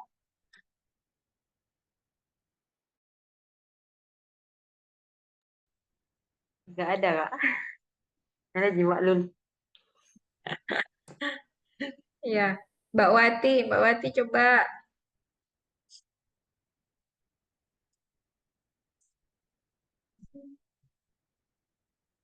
Mbak Wati Umar. Ada yang mau didiskusikan teman-teman? Aman ya, aman. Kak, mau dong tahu keseharian Kakak? Sama aja ya, sehariannya sama aja. Sebenarnya sama aja. Jadi, saya tuh sebenarnya punya target pribadi yang saya tuh nggak kasih tahu ke siapa-siapa. Jadi, cuman di sini saya tegaskan. Tapi mudah-mudahan sekarang karena saya tuh punya prinsip, kalau dibilang nanti iblis atau setan itu jadi tahu, akhirnya nanti dia ngegagalin amal kita gitu. Tapi Bismillah ya, ini disampaikan semoga nanti ke depannya target itu ditolong oleh Allah untuk bisa terus gitu ya, bisa saya wujudkan untuk diri saya sendiri. Jadi targetnya itu adalah setiap hari harus baca buku. Setiap hari harus baca buku. Ya, nggak apa Mbak Wati. Kemudian setiap hari juga nggak boleh nggak baca Quran kecuali lagi haid, ya kan? Eh, jadi kalau di Insan Tama itu ada metode TES namanya, tilawah evaluasi sederhana. Jadi setiap 2 jam 10 menit, 2 jam 10 menit. Kalau misalnya nggak bisa, ya pokoknya dalam satu hari itu harus ada lah. Jadi punya target kapan nih bakalan khatam lagi gitu.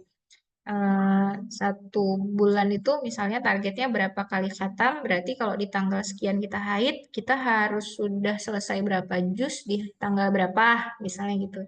Jadi, nah itu ya, kalau target bacaan Quran tapi yang nggak boleh ditinggalkan juga adalah baca buku ya, baca buku itu harus benar-benar kita sempatkan dan nggak boleh sampai nggak kita lakukan. Baca buku itu memang penting walaupun satu hari cuma 1 halaman misalnya gitu.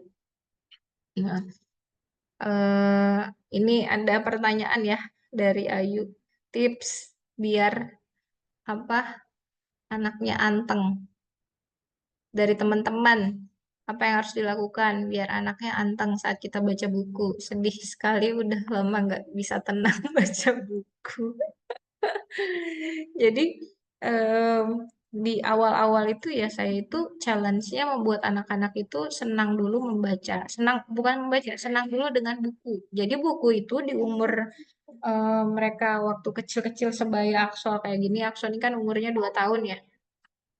Jadi eh, seusia dia itu buku tuh sebenarnya mainan gitu. Jadi buku nanti disusun-susun sama dia dijadiin alas mobilnya lah gitu ya. Memang korbannya adalah bukunya jadi kayak mohon maaf lahir dan batin ya. Tapi di situ tuh nanti kan kita bisa pilih ya buku-buku mana yang bisa untuk dia jadiin mainan. Tapi ada buku-buku yang memang langka, mahal yang itu nggak boleh dimainin, kita taruhnya di tempat yang tinggi gitu ya. Jadi dia nggak bisa menjangkau buku itu. Coba kalau ngambilin minum adik ini nih di gelasnya. Jadi ketika dia nanti eh, besar udah umur 3 tahun sampai 5 tahun itu tuh dia udah mulai penasaran, dia tuh pasti nanti minta belajar membaca. Kayak sekarang tuh anak saya yang umur 6 tahun itu dia maksa-maksa untuk bisa belajar membaca karena dia itu jadi kalau dibacain caranya tuh kayak gini. Ini cara ini ya, cara curang mama-mama ya. Kalau misalnya bacain buku anak, eh, saya udah baca nih misalnya dikit. Terus dia kan nyimak banget tuh, dia sampai matanya sampai melotot gitu kan nyimak. Kita juga penuh ekspresi ya kan dengan berbagai macam ekspresi. Kadang-kadang di situ di dalam buku itu nggak ada nama dia, tapi kita sebut aja gitu. Wah, ternyata em, hadis ini dibuat untuk Nusaibah misalnya gitu. Ternyata hadis ini Rasulullah bilangnya ke Nusaibah. Kata Rasulullah, Nusaibah kalau makan nggak boleh sambil berdiri, nggak boleh sambil jalan. Kalau makan dan minum nggak boleh sambil berdiri, misalnya gitu ya. Kayak seolah-olah ada kata nama dia di situ. Jadi dia penasaran, ah, masa iya ada nama dia di situ gitu kan? Terus nanti pas di bagian halaman yang selanjutnya, saya tuh pura-pura kayak ngantuk ataupun nanti kayak capek atau harus ngapain PPT Umi belum selesai nih, aduh ya Umi lupa PPT Umi belum selesai, nanti kakak sambung lagi baca ya kalau kakak udah gede kakak baca sendiri. Jadi dia tuh penasaran gitu. Gitu ya. Umi kok kok diberhentiin gitu, lagi baca kok berhenti gitu. Jadi dia tuh penasaran dan itu tuh berkali-kali sampai dia akhirnya ya udah deh kalau gitu ajarin deh kayak gimana caranya membaca gitu. Karena dia udah penasaran gitu dengan isi bukunya gitu ya. Ya udah ajarin cara membaca, tapi saya belum ajarin dia karena dia masih usia 6 tahun. Nanti kami komitmen kalau dia usia 7 tahun baru dia akan diajarin membaca. Sekarang dia udah bisa, dia belajar sendiri, dia udah bisa akhirnya. Tapi kayak dua suku kata gitu ya, tapi nggak belum bisa baca satu buku tuh belum bisa. Karena curiosity-nya tuh udah tinggi, rasa penasaran, rasa ingin tahunya tuh udah tinggi banget, udah dia sendiri udah nggak bisa kontrol kadang-kadang. Jadi ya udahlah aku belajar sendiri kalau Umi nggak mau ngajarin gitu. Jadi padahal sekarang itu momen-momen dia main aja dulu sama buku gitu, menikmati buku, dibacain gitu kan. Kalau udah kayak begitu, udah mudah untuk membuat dia itu cinta buku dan nggak mungkin dia nggak mencintai buku kalau udah situasinya tuh kayak begitu. Maka dia nanti jadi susah. Kalau sekarang tuh anak saya yang pertama sama kedua itu kalau lagi baca malah susah kalau dipanggil, nggak fokus tuh kalau kita ngomong sama dia lagi baca pasti kita itu harus berkali-kali ngejelasin gitu susah, kalau dia udah fokusnya udah ketarik ke buku gitu ya dia udah nggak dengar lagi apapun di sekelilingnya gitu karena udah menikmati udah masuk dalam buku itu dan nggak perlu buku bergambar untuk membuat mereka suka kepada buku jadi ketertarikan mereka itu harus kepada konten konten daripada buku itu gitu. Jadi kita itu duluan ngasih tahu ke mereka bahwa Umi baca buku nih nggak harus yang ada gambarnya atau nggak harus yang ada warnanya karena Umi suka nih buku ini nih keren banget isinya misalnya gitu jadi setiap ada buku baru rebut-rebutan misalnya gitu ya rebut-rebutan siapa yang baca duluan gitu. Ya, nanti kita semua insya Allah akan ada ya di fase itu. Mungkin teman-teman ada yang udah sekarang lagi di fase itu atau udah pernah di fase itu ya. Tapi pernah juga di fasenya yang kayak Radayu sekarang gitu, nggak sempat baca buku atau nggak tenang baca buku. Dapat baca buku tuh nanti pas anaknya anaknya nggak tidur, kita nggak sempat baca buku. Pas anaknya tidur, kita udah capek, kita ikutan tidur. Nggak sempat baca buku gitu kan ada momen kayak begitu tapi momen kayak begitu disiasati sekarang tuh dengan AI kan ya pakai itu Google Lens dan jadi dibacain sama Google Lens-nya jadi kita kayak bisa sambil gendong anak tapi dibacain bukunya kita bisa dengerin apa konten daripada buku itu ya disiasati lah. Insya Allah nanti kita semua menemukan dinamisasinya masing-masing ya pola kita masing-masing yang kita nggak bisa menyamakan situasi kita dengan situasi orang lain. Bahaya ya, fatal kalau kita menilai seseorang berdasarkan situasi kita itu fatal. Jadi kita semua nanti bisa menemukan pola kita masing-masing, insya Allah.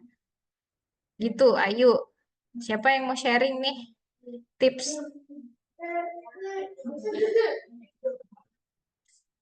Ada Sofia, Anandanya sedang ini ya, sakit dan lagi tantrum. Semoga dimudahkan Allah. Ada Mbak Imelda tadi.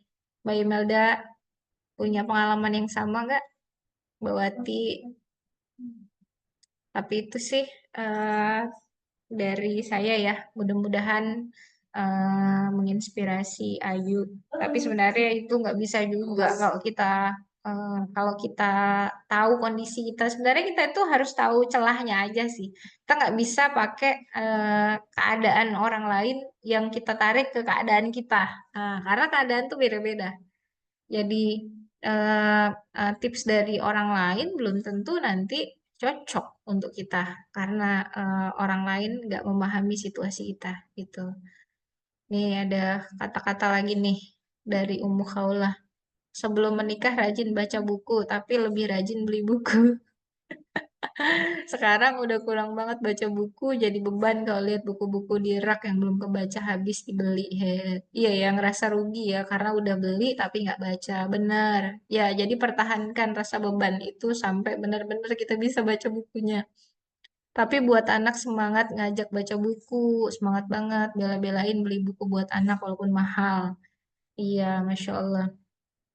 Memang sebenarnya anak-anak kita itu ngelihat kita sih, mereka itu imitatif. Kalau kita baca buku, mereka baca buku.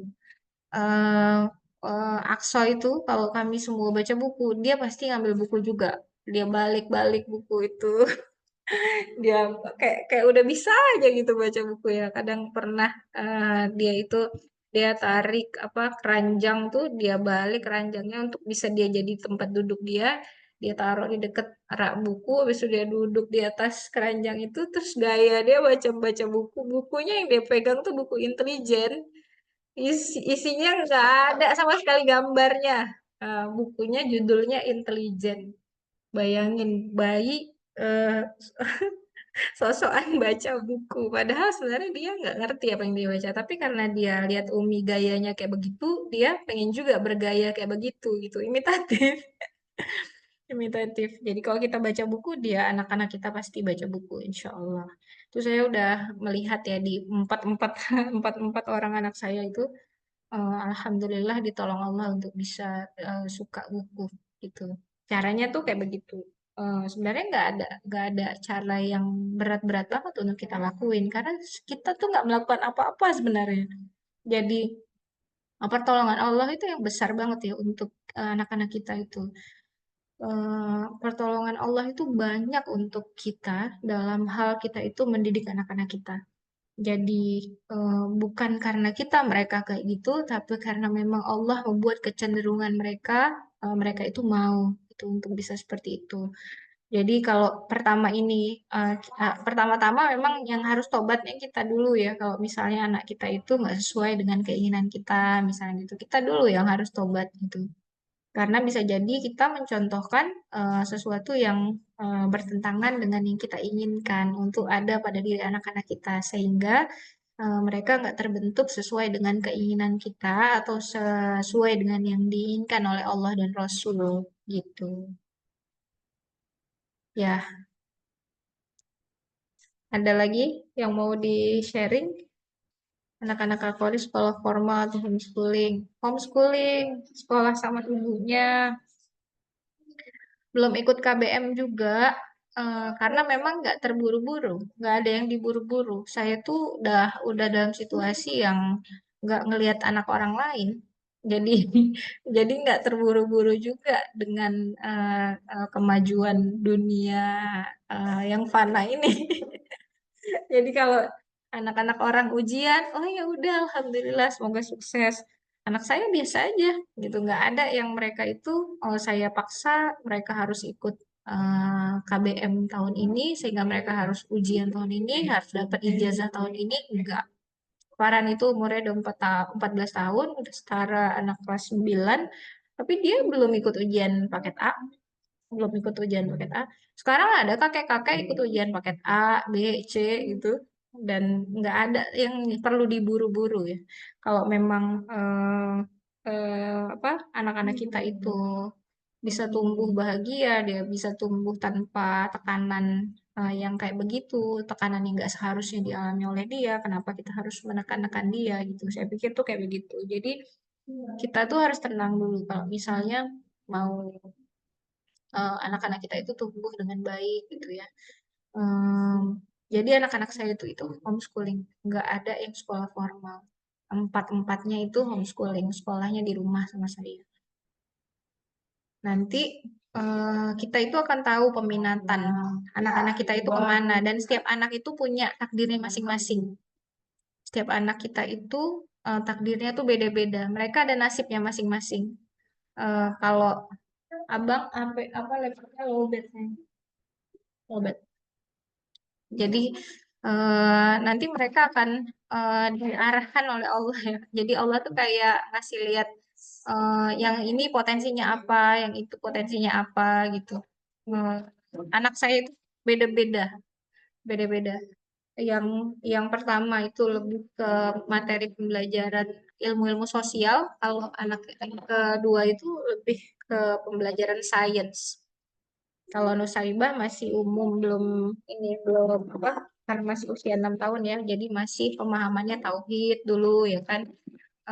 tapi dia suka lihat FYI di YouTube gitu. Jadi nanti cungohnya atau abangnya itu nanti mereka nonton apa, nanti Nusaiba ikut nimbrung di situ, nanti diskusiin sama saya, ceritain, Umi tadi nonton video ini, ternyata manusia itu bisa gini gini gini, ternyata ikan hiu itu FYI-nya gini gini gini gitu. Jadi dia bisa menceritakan kembali. Sebenarnya inti dari homeschooling itu adalah diskusi sih, komunikasi.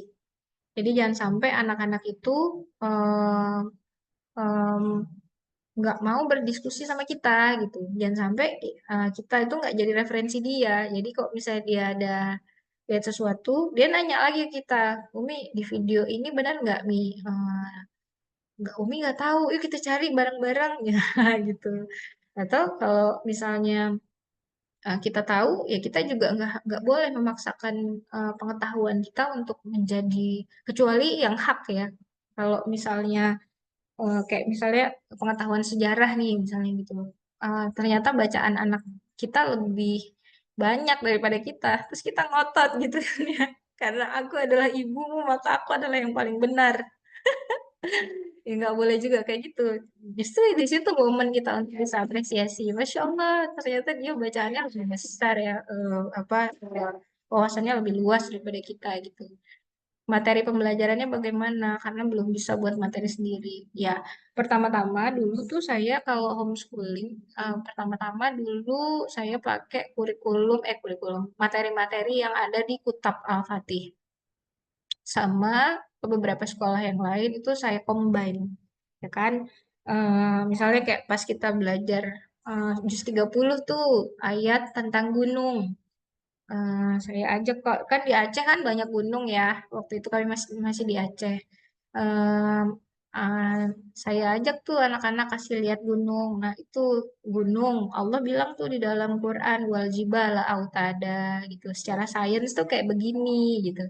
Jadi pembelajarannya tematik dan metodenya diskusi dan visual gitu ya. Jadi dia akan melihat langsung, dia merasakan langsung. Jadi mereka lebih bisa mendalam memahaminya gitu. Nanti seiring berjalannya waktu, Allah nanti akan bantu kita untuk mengarahkan anak kita ini sebenarnya potensinya ada di mana. Tapi awalnya itu kita perlu framing. Nah, framing itu maksudnya kita itu mengarahkan. Kita itu perlu mengarahkan. Kita itu mau anak ini jadi siapa?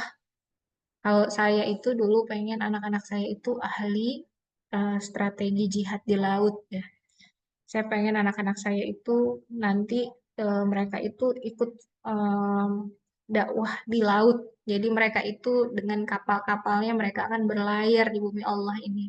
Tapi seiring berjalannya waktu, cita-cita itu pupus karena ternyata mereka punya passionnya masing-masing dan nggak apa-apa gitu. Nggak apa-apa. Jadi kita juga nggak usah maksain materi pembelajaran. Kalau yang wajib tuh memang harus ya kayak misalnya belajar Quran, kemudian dia belajar tauhid tentang iman. Kalau makan tuh meja makan nggak ada meja makan kami. Jadi kalau makan tuh ya kan momen makan itu harus menjadi momen bersyukur kepada Allah karena Allah kasih kita nasi ini, di nasi ini ada ikannya, ada sayurnya, ini semua rezeki dari Allah hari ini untuk kita bersyukur pada Allah. Jadi kita harus menjadi orang yang menjadi hamba Allah, jangan yang nggak tahu diri, nggak boleh nggak bersyukur pada Allah karena ini rezeki dari Allah. Jadi pokoknya segalanya didiskusiin, semuanya itu adalah pembelajaran. Nah itu semuanya adalah pembelajaran kalau di homeschooling, segala sesuatu itu materi pembelajarannya. Kesini-sini sekarang udah lebih teratur karena akhirnya saya milih kuliah S2. Kuliah S1-nya komunikasi, ilmu komunikasi, kuliah S2-nya itu pendidikan. Kenapa? Karena salah satu tujuan besarnya adalah karena anak-anak saya itu homeschooling. Jadi saya mau supaya pendidikannya lebih teratur, lebih tersistematis, sesuai dengan uh, uh, passion mereka masing-masing gitu. Akhirnya saya bikin tuh kurikulum yang itu ada di Islamic Literacy School yang sekarang sedang saya coba rintis ya. ada storytelling ya kan. Di situ tuh sebenarnya saya itu momen-momen saya ngobrol sama Nusaibah sama anak-anak saya yang lain juga pas mereka kecil gitu ya. Jadi dari pengalaman-pengalaman itu akhirnya ada kurikulum tentang Islamic storytelling gitu. Habis itu ada Islamic geography. Saya itu orang yang berpikir bahwasanya siapapun dia, apapun situasi anak kita nanti di masa depan, dia harus jadi orang yang tahu negara-negara yang ada di dunia ini gitu. Mau dia jadi siapa? Dia jadi dokter kah? Dia jadi ilmuwan kah? Dia jadi siapapun dia harus tahu ilmu geografi gitu. Dan ilmu geografinya dia juga harus tahu itu geografi dalam perspektif Islam gitu. Jadi jangan dia merasa kehidupan dia tuh cuma di sini aja, di tempat dia berdiri, tempat dia tinggal. Tapi ada begitu besar bumi Allah itu dan itu semua tanggung jawab dia untuk diurus karena dia adalah khalifah fil ard, khalifah di bumi Allah ini gitu. Kemudian ada juga di Islamic Literacy School itu pelajaran tentang apa storytelling, Islamic Geography, kemudian Islamic History, sejarah. Jadi ilmu sejarah itu harus tahu ilmu sejarah itu siapapun dia, mau dia jadi ilmuwan, mau dia jadi pilot, mau dia jadi dokter, mau dia jadi apapun dia, jadi bidan, ya kan, jadi chef. Nusaibah itu pengen jadi dokter chef yang nanti bikin roti sekaligus ngobatin anak-anak di Baitul Maqdis. Rotinya nanti mau dibagiin ke anak-anak di Baitul Maqdis. Masya Allah. Jadi dia mau jadi dokter sekaligus jadi chef. Ah, itu impian dia sekarang. Makanya dia tuh antusias gitu ya kalau lihat video-video bikin-bikin roti gitu, bikin-bikin masak-masak. Itu dia suka gitu. Tapi dia juga suka medik gitu ya. Obat-obatan, kok misalnya saya beli itu alat P3K, dia jadi mainan gitu-gitu. Itu yang nanti menjadi cita-cita dia dan ya nggak apa-apa. Tapi dia adalah juga orang yang mengerti sejarah Islam gitu. Dia adalah orang yang tahu siapa itu Khaizuran. Nah, Ibunda Khaizuran, dia tahu siapa yang menjadi apa tokoh nama dia gitu ya. Nusaibah itu siapa gitu. Kenapa dia diberi nama Nusaibah gitu. Kelas online-nya ada.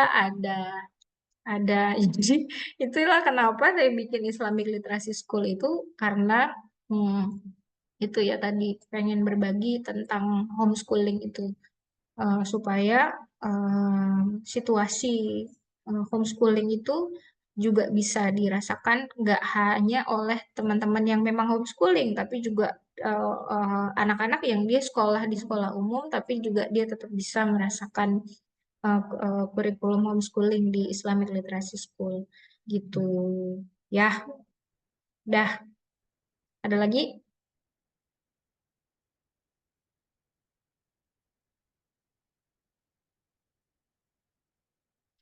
Nada dapat apa Nada dari forum ini? Kan Nada belum punya anak ya, belum menikah.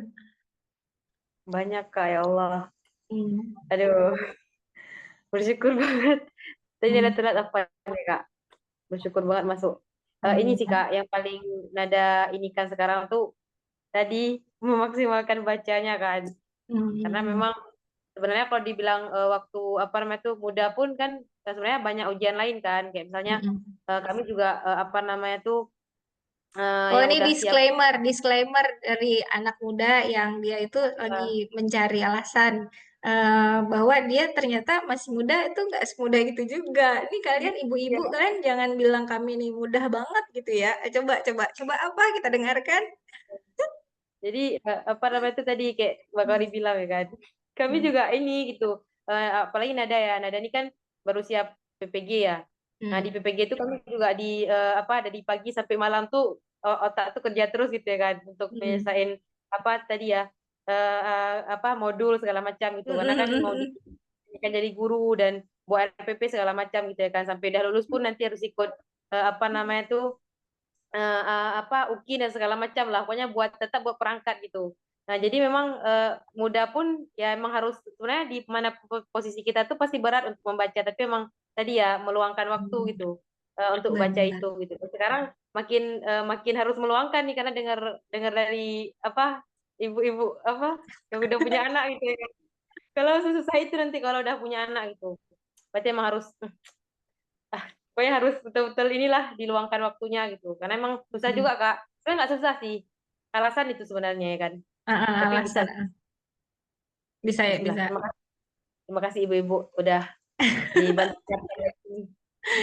Nada nanti nulis ya, ditunggu tulisannya ya, nanti di-share ya, supaya ibu-ibu apa jadi tahu juga perspektif anak-anak muda ya. Tapi disclaimer ternyata ya ibu-ibu, tadi Nada tuh sempat bilang bahwasannya sebenarnya apapun situasi kita, kita itu bisa menemukan dinamisasinya, ya kan? Kita tuh sebenarnya cuman mungkin sekarang kita belum ketemu aja polanya gitu. Kenapa kita seolah-olah seperti sibuk sekali nggak sempat? Mungkin kita perlu ketemu aja polanya, perlu kita cari gitu. Pasti insya Allah ada celahnya. Nah, celahnya di mana? Nah, ini kita yang tahu nih, gitu. Kalau saya itu kemarin tuh saya ke kampus ya. Ini kan insya Allah nanti bulan depan kan mau wisuda ya. Kemarin udah sidang yudisium udah beres, ya kan. Udah boleh lah pakai gelar MPD ya, alhamdulillah ya kan. Terus nanti wisuda nih ceritanya. Jadi kemarin tuh ke kampus ya kan ngurusin kesesuaian nama di ijazah ya kan. Pergilah tuh ke kampus naik motor. Suami tuh bawain tuh motornya di depan. Saya di belakang baca buku. Dapat tuh 2 bab sampai ke kampus sudah dapat 2 bab baca, alhamdulillah. Di jalan tuh jadi fokus. Terus kalau ada momen-momen kayak bacaan-bacaan yang memang khusus bikin amaze gitu kan, itu langsung didiskusiin ke suami. Jadi momen jalan ke kampus itu jadi momen yang luar biasa karena apa namanya, ya ada rekornya, ini di record. Eh, Momen jalan-jalan itu menjadi momen eh, eh, em, apa menambah ilmu, momen juga bisa sharing ilmu gitu. Begitu pas balik lagi pulang lagi di motor tuh baca lagi gitu sampai ke rumah. Kebetulan kampusnya kan di Bogor, rumahnya di Bekasi, jadi jauh ya kan. Dapatlah tuh 2 bab, masya Allah, alhamdulillah. Jadi kalau di rumah nggak bisa tuh baca kayak begitu. Di rumah nggak bisa baca sekaligus dapat 2 bab gitu, nggak bisa. Jadi eh, ada apa, ada memang ada distraksi, ada gangguan-gangguan, tapi itu eh, tetap bisa dilakukan membaca itu, tapi memang nggak sebanyak itu gitu. Tapi nggak apa-apa, nggak apa-apa. Nah, artinya ya rezeki kita segitu hari itu gitu. Rezeki membacanya hari itu segitu gitu ya. Jadi ya, ternyata juga anak muda ada challenge-nya juga ya Nada ya. Tuh si Radayu komentar tuh, ya gitulah ya Dek ya, masa muda kita ya kan. Ya Allah, alhamdulillah ya. Dah, alhamdulillah nih ibu-ibu udah jam 9 lewat 24 menit ya kan. Anak-anak juga udah pasti butuh perhatian, kecuali si Nada ya yang belum punya anak ya kan. Anak-anak kita mah butuh perhatian ya jam segini. Seharusnya insya Allah mudah-mudahan bisa mudah nanti kita ngeboboin mereka ya, karena sebenarnya ini udah telat. Seharusnya jam 9 tuh mereka udah berbaring semuanya, sekarang udah pules ya kan. Alhamdulillah. Terima kasih ya ibu-ibu sudah hadir. Kita doain ya mudah-mudahan nanti ini circle kita ini, lingkaran kita ini menjadi lingkaran yang besar. Jadi lagi nanti itu komunitas literasi ibu ideologisnya jadi ada lagi. Mudah-mudahan ya. Amin. Em, Mungkin nanti ini bisa menjadi cikal bakal ya. Dulu tuh pernah ada literasi ibu ideologis gitu ya. Itu komunitas ibu-ibu untuk bisa sharing-sharing ilmu kayak begini juga. Cuman namanya tuh bukan forum lingkaran ibu, tapi literasi ibu ideologis. Ya, mudah-mudahan nanti bisa kita inisiasi lagi dan mudah-mudahan nanti teman-teman kita di sini jadi bertambah insya Allah ya. Baik, terima kasih Ibu-Ibu sudah hadir. Kita tutup ya forum ini dengan baca istighfar, doa penutup majelis dan hamdalah. Astagfirullahaladzim, astagfirullahaladzim, astagfirullahaladzim. Subhanakallahumma wa bihamdika, asyhadu an la ilaha illa anta, astagfiruka wa atubu ilaik. Walhamdulillahirabbil alamin. Mohon maaf lahir dan batin. Kepada Allah saya mohon ampun. Wabillahi taufiq wal hidayah. Wassalamualaikum warahmatullahi wabarakatuh. Dadah. Warahmatullahi wabarakatuh. Jazakallah khair Kak Kori dan Ibu.